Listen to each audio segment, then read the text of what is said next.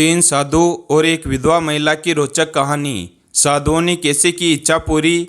यह कहानी एक खूबसूरत विधवा महिला और तीन साधुओं की है। जब वह जीवन के कठिन दौर से गुजर रही थी, तब तीन साधु उसके जीवन में आए और उनकी बातों को स्वीकार किया, जिससे उनका जीवन खुशहाल बना और सुखी से जीवन बिताने लगे।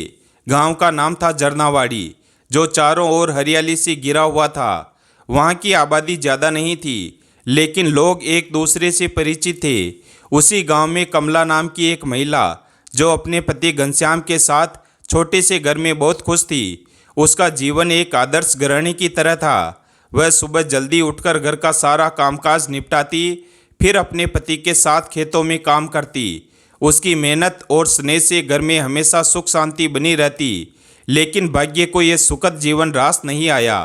कमला का संसार तब उजड़ गया जब एक दिन घनश्याम खेत में काम करती हुई एक जहरीले सांप का शिकार हो गया। सांप ने उसके पैर में काट लिया और कुछ ही घंटों में उसके शरीर में जहर फैल गया। गांव के लोग झाड़ फूंक और घरेलू उपचारों में लगे रहे, लेकिन कुछ भी असर नहीं हुआ। अंततः घनश्याम की मृत्यु हो गई। यह खबर सुनते ही कमला पर मानो बिजली गिर पड़ी। वह पति के शव से लिपटकर रोने लगी। उसकी आंखों से आंसू रुकने का नाम ही नहीं ले रहे थे। गांव की महिलाएं उसे समझाने आई, लेकिन उसकी हालत देखकर सबका मन द्रवित हो गया। उसका पूरा संसार ही खत्म हो चुका था। वह सोच भी नहीं सकती थी कि अब उसके जीवन का क्या होगा। उसकी दुनिया का केंद्र ही छिन गया था। पति की मृत्यु के बाद कमला के लिए दुनिया पूरी तरह बदल गई। पहले जो रिश्तेदार और पड़ोसी उसे सम्मान देते थे, वही अब उससे दूरी बनाने लगे। एक विधवा का जीवन कितना कठिन हो सकता है, यह अब उसे समझ में आने लगा था। गांव के कुछ लोगों ने उसे सहानुभूति दिखाई, लेकिन अधिकतर लोगों ने उसे मनहूस मान लिया। अब वह अकेली थी, असहाय थी, और गांव में ऐसी मान्यता थी कि किसी स्त्री के विधवा होने का कारण केवल उसके पिछले जन्म के पाप होते हैं। गांव के कुछ अधेड़ पुरुष उसे घृणित नज़रों से देखने लगे। पहले जो उसे सम्मान देते थे, अब वही लोग उसे हवस की नज़रों से घूरते और वे उसकी लाचारी का फायदा उठाने की कोशिश करते। एक दिन जब कमला अपनी जर्जर झोंपड़ी के बाहर बैठी थी, तो उसने देखा कि गांव के बाहरी रास्ते पर तीन तेजस्वी साधु चले आ रहे थे। वे दीर्घ सफेद दाढ़ी और भगवा वस्त्र धारण किए हुए थे। उनके चेहरे पर दिव्य आभा थी और उनकी आंखों में अपूर्व शांति झलक रही थी। गांव वालों ने साधुओं के आगमन की सूचना पाते ही उन्हें घेर लिया। सभी श्रद्धा से उनके चरणों में झुके और आशीर्वाद की याचना करने लगे। गांव के मुखिया ने विनम्र स्वर में प्रार्थना की, महाराज, कृपया कुछ समय के लिए हमारे गांव में ठहरें। हमें आपके आशीर्वाद और ज्ञान की अत्यंत आवश्यकता है। तीनों साधुओं ने सहर्ष सहमति दे दी। तभी उनकी दृष्टि पास बेटी कमला पर पड़ी। उनमें से सबसे वृद्ध साधु ठहर गए। उन्होंने कमला को ध्यान से देखा और बोले, यह स्त्री अपार कष्टों से घिरी है, किंतु इसका भाग्य विलक्षण है। गांव वाले चकित रह गए। जिसे वे अभागिन और अपशगुनी मानते थे, उसके भाग्य को साधुओं ने विशेष क्यों कहा। कुछ लोग संशय में पड़ गए, तो कुछ लोग जिज्ञासा से साधुओं की बातों को समझने का प्रयत्न करने लगे। कमला स्वयं भी चकित थी। वर्षों से जिस समाज ने उसे हास्य पर रखा था, आज उन्हीं के सामने एक साधु ने उसके भविष्य को असाधारण घोषित कर दिया था। उसके मन में असंख्य प्रश्न उठने लगे। यह साधु कौन है और मेरे भाग्य के विषय में इन्होंने ऐसा क्या देख लिया? क्या मेरा जीवन सच में बदलने वाला है? तीनों साधु गांव के मध्य स्थित एक प्राचीन मंदिर में ठहरे। यह मंदिर वर्षों से वीरान पड़ा था, लेकिन उनके आगमन से वहां एक नई ऊर्जा लौट आई। गांव वाले बड़ी श्रद्धा से उनके प्रवचन सुनने आने लगे, मगर कमला को मंदिर में प्रवेश करने की अनुमति नहीं थी। हर बार जब वह मंदिर के द्वार तक पहुंचती, गांव के लोग उसे दुत्कार कर भगा देते। रात को जब सभी लोग अपने घर लौट गए, तो कमला हिम्मत जुटाकर मंदिर के पास पहुंची। वह असमंजस में थी। क्या सच में साधु उससे मिलना चाहते हैं? धीरे धीरे उसने मंदिर के भीतर कदम रखा। दीपक की मध्य रोशनी में तीनों साधु शांत भाव से ध्यान मग्न बैठे थे। जैसे ही कमला उनके सामने पहुंची, तीनों ने अपनी आंखें खोली। कुछ देर की नीरवता के बाद एक साधु, जिनका नाम वासुदेवानंद था, वह बोले, पुत्री, तुम हमसे क्या चाहती हो? कमला की आवाज़ कांप रही थी, पर उसने सांस जुटाकर कहा, मुझे समझ नहीं आता कि मेरा जीवन इतना दुखमय क्यों है? मैंने किसी का क्या बिगाड़ा है? वासुदेवानंद मुस्कुराए और बोले, इस संसार में कोई भी दुख अकारण नहीं आता। तुम्हारे पूर्व जन्मों के कर्म ही तुम्हारे वर्तमान जीवन को प्रभावित कर रहे हैं। लेकिन घबराओ मत, हर कर्म को नए कर्मों से बदला जा सकता है। कमला की आंखों में आंसू छलक आए। उसने कांपते स्वर में पूछा, क्या मैं अपना भाग्य बदल सकती हूँ? ज्ञान साधक शिवानंद ने उत्तर दिया, मगर इसके लिए तुम्हें कठिन परीक्षाओं से गुजरना होगा। क्या तुम तैयार हो? कमला ने बिना किसी संकोच के उत्तर दिया, मैं हर परीक्षा के लिए तैयार हूँ। वासुदेवानंद ने गंभीर स्वर में कहा, कल सूर्योदय से पहले तुम गांव के बाहर वाले पीपल वृक्ष के पास आना, वहीं से तुम्हारी असली यात्रा आरंभ होगी। अगले दिन यह खबर पूरे गांव में जंगल की आग की तरह फैल गई। लोग अलग अलग अनुमान लगाने लगे, क्या साधु उसे कोई वरदान देंगे या कोई श्राप? कहीं यह स्त्री पूरे गांव के लिए संकट का कारण तो नहीं बन जाएगी? कुछ लोग उसे सहानुभूति से देख रहे थे तो कुछ अब भी घृणा से। मगर कमला को इन बातों से कोई फर्क नहीं पड़ा।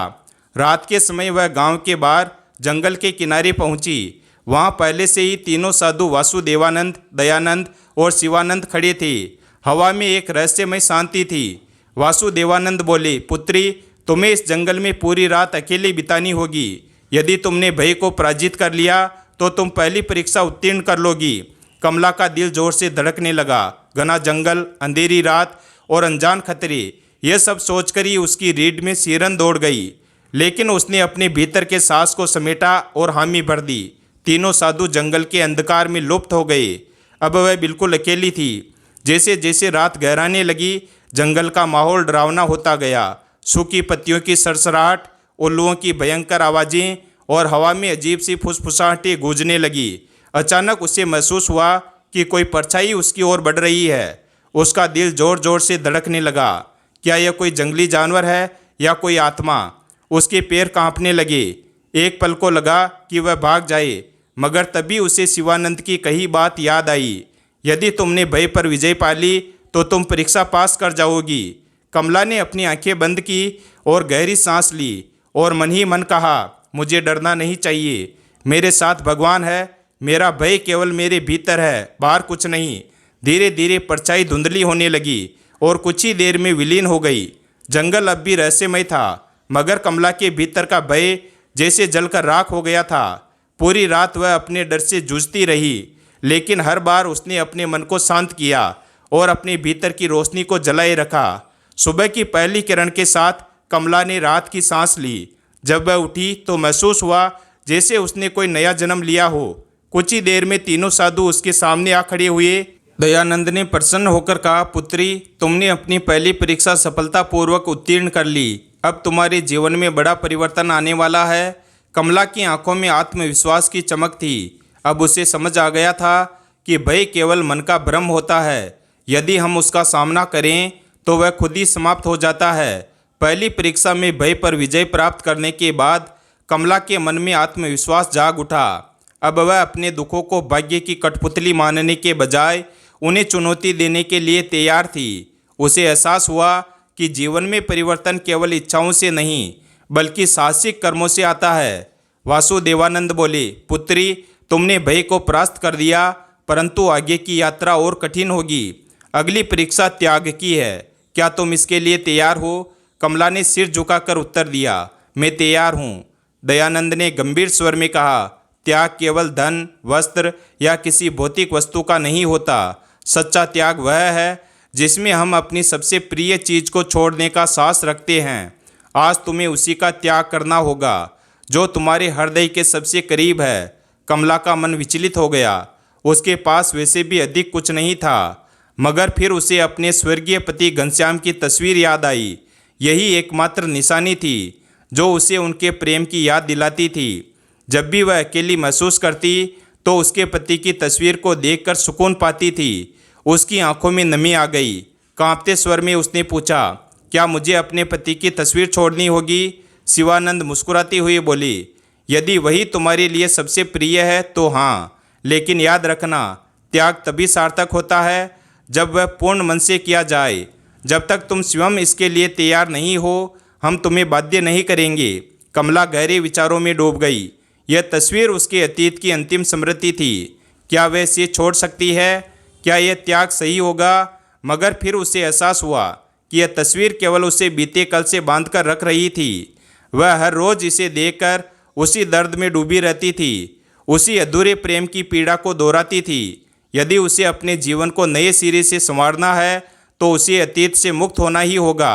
उसने अपनी आंखें बंद की और गहरी सांस ली और फिर दृढ़ स्वर में कहा, मैं तैयार हूँ। वासुदेवानंद बोले, तो जाओ और उस तस्वीर को गांव के तालाब में प्रवाहित कर दो। कमला गांव लौटी और अपनी झोंपड़ी में जाकर एक पुराने संदूक को धीरे से खोला। उसके भीतर वर्षों से सजी गई एकमात्र निशानी थी, उसके स्वर्गीय पति घनश्याम की तस्वीर। कांपते हाथों से उसने उसे निकाला और गहरे भाव से निहारा। उसकी आंखों में आंसू थे, मगर मन में अब संकल्प था।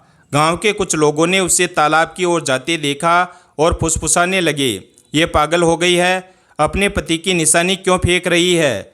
कहीं इन साधुओं ने इसे भ्रमित तो नहीं कर दिया? लेकिन कमला ने किसी की भी ओर ध्यान नहीं दिया।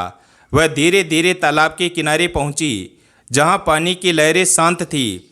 उसने तस्वीर को दोनों हाथों में थामा और एक आखिरी बार उस चेहरे को देखा जिससे उसका पूरा जीवन बंधा हुआ था। यह केवल एक तस्वीर नहीं थी, यह उसके सुख, उसके दर्द और उसके अतीत का प्रतीक थी। धीरे धीरे उसने तस्वीर को जल में प्रवाहित कर दिया। जैसे ही तस्वीर पानी में डूबी, उसे महसूस हुआ कि वर्षों से एक अदृश्य भार उसके हृदय पर था, वह अब समाप्त हो गया। एक अजीब हल्कापन उसके भीतर भर गया, मानो वह किसी अदृश्य बेड़ियों से मुक्त हो गई हो। अब वह केवल अपने भविष्य की ओर देखना चाहती थी। जब वह जंगल में लौटी तो तीनों साधु पहले से ही वहां उसका इंतजार कर रहे थे। उनकी आंखों में संतोष झलक रहा था। दयानंद बोले, पुत्री, तुमने त्याग की परीक्षा भी सफलतापूर्वक उत्तीर्ण कर ली। अब तुम उस बंधन से मुक्त हो चुकी हो जो तुम्हें अतीत से जोड़े हुए था। कमला ने महसूस किया कि उसका मन अब पहले से अधिक शांत और मुक्त था। वह मुस्कुराई, एक ऐसी मुस्कान जो आत्मविश्वास और दृढ़ता से भरी थी। शिवानंद ने गंभीर स्वर में कहा, अब तुम्हारी अंतिम और सबसे कठिन परीक्षा शेष है। यह परीक्षा न केवल तुम्हारी शक्ति को परखेगी बल्कि तुम्हारी आत्मज्ञान को भी उजागर करेगी। कमला ने बिना किसी संकोच के सिर झुकाया और दृढ़ स्वर में कहा, मैं तैयार हूँ। तीनों साधु कमला को लेकर एक ऊंची पहाड़ी पर स्थित प्राचीन मंदिर में पहुंचे। यह मंदिर कभी महान तपस्वियों की साधना स्थली था, मगर अब वह वीरानी छाई थी। हवाओं में रहस्य था और वातावरण में एक गहरी शांति।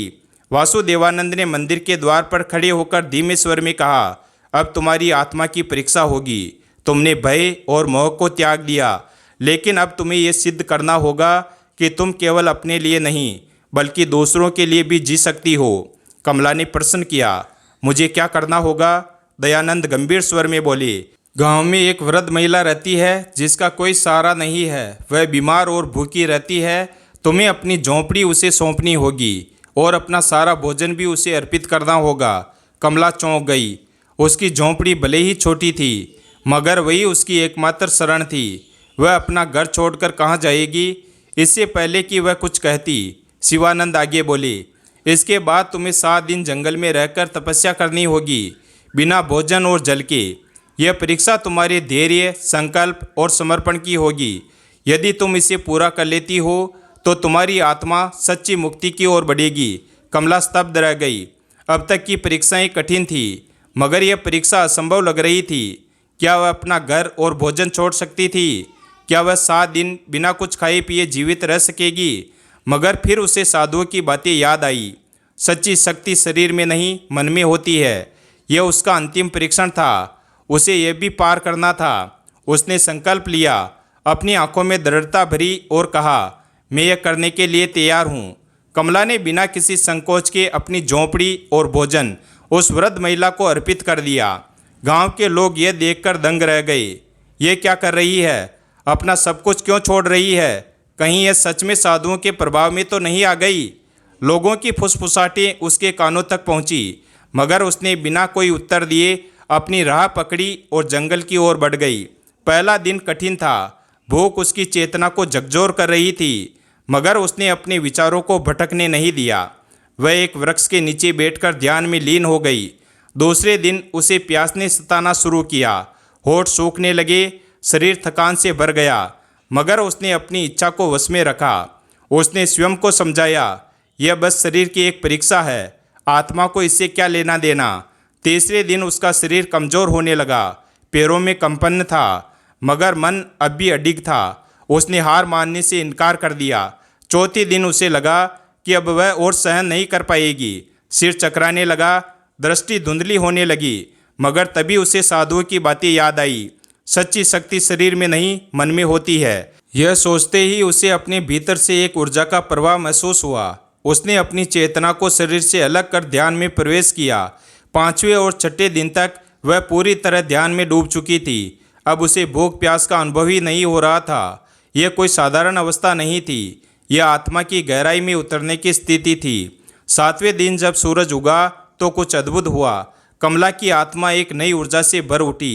उसे ऐसा प्रतीत हुआ कि वह अब केवल एक साधारण स्त्री नहीं रही, बल्कि किसी दिव्य शक्ति से जुड़ चुकी है। 7वें दिन जब कमला ध्यान मग्न थी, तब अचानक वातावरण में एक दिव्य आभा प्रकट हुई। हल्की हवा चलने लगी, पत्तों की सरसराहट जैसे किसी दिव्य संगीत का आभास करा रही थी। धीरे धीरे तीनों साधु वासुदेवानंद, दयानंद और शिवानंद उसके सामने प्रकट हुए। वासुदेवानंद ने उसे गहरे प्रेम और गर्व से देखा और बोले, पुत्री, तुमने अपनी अंतिम परीक्षा भी सफलतापूर्वक उत्तीर्ण कर ली। अब तुम केवल एक विधवा नहीं, बल्कि एक सशक्त आत्मा बन चुकी हो। कमला की आंखों में श्रद्धा के आंसू छलक पड़े, मगर इस बार वे दुख के नहीं, बल्कि आत्मसंतोष के थे। दयानंद ने आगे कहा, अब तुम्हारे भीतर वह शक्ति है जिससे तुम न केवल अपना बल्कि दूसरों का भी जीवन बदल सकती हो। तुम अब अपने भाग्य की स्वामिनी हो, जो दूसरों को भी उनके अंधकार से निकालने में सक्षम है। कमला ने महसूस किया कि उसकी आत्मा अब हल्की हो गई थी। वह वही स्त्री थी, मगर अब उसमें एक दिव्य तेज था। शिवानंद ने अपने दोनों हाथ उठाए और आशीर्वाद देते हुए कहा, हम तुम्हें आशीर्वाद देते हैं कि अब से तुम्हारा जीवन सुख, शांति और सम्मान से भरा रहेगा। तुम्हारी यह तपस्या केवल तुम्हारे लिए नहीं थी, बल्कि यह पूरे संसार के लिए एक संदेश है कि हर आत्मा में असीम शक्ति है, बस उसे पहचानने की आवश्यकता है। जैसे ही उन्होंने यह कहा, कमला के चारों ओर एक दिव्य प्रकाश फैल गया। उसे ऐसा लगा मानो पूरा ब्रह्मांड उसके भीतर की शक्ति को स्वीकार कर रहा हो। कमला ने धीरे धीरे अपनी आंखें खोली। अब वह पहले से अधिक तेजस्वी, अधिक शांत और अधिक सशक्त महसूस कर रही थी। वह अब केवल एक साधारण स्त्री नहीं रही, वह एक प्रेरणा बन चुकी थी। जब कमला गांव में लौटी तो लोग उसे देखकर चकित रह गए। वह अब पहले जैसी नहीं थी। उसकी चाल में आत्मविश्वास था, उसकी आंखों में अद्भुत तेज था और उसके मुखमंडल पर शांति की दिव्य आभा झलक रही थी। वह अब कोई तिरस्कृत विधवा नहीं थी, बल्कि एक तेजस्वी, आत्मनिर्भर और सशक्त नारी थी। गांव के वही लोग जो पहले उसे अपशगुनी मानते थे, आज श्रद्धा से उसके चरणों में झुक रहे थे। उन्होंने उसे सम्मानित किया और अपने मार्गदर्शक के रूप में स्वीकार किया। अब वह केवल कमला नहीं थी, वह माता कमला बन चुकी थी। उसकी यात्रा अब एक नई दिशा में बढ़ चुकी थी, एक ऐसी दिशा जहां वह दूसरों के लिए प्रकाश बनकर उनका मार्गदर्शन करेगी। ये कहानी हमें यह सिखाती है कि परिस्थितियां कितनी भी कठिन क्यों ना हो, यदि हमारे भीतर साहस, आत्मसंयम और सेवा का भाव है तो हम अपने भाग्य को स्वयं बदल सकते हैं। वीडियो अगर पसंद आया हो तो वीडियो को लाइक करें और हमारे चैनल शिव भक्त को सब्सक्राइब करें और अपने दोस्तों के साथ शेयर करें और कमेंट बॉक्स में सच्ची श्रद्धा से जय श्री कृष्ण अवश्य लिखें। धन्यवाद।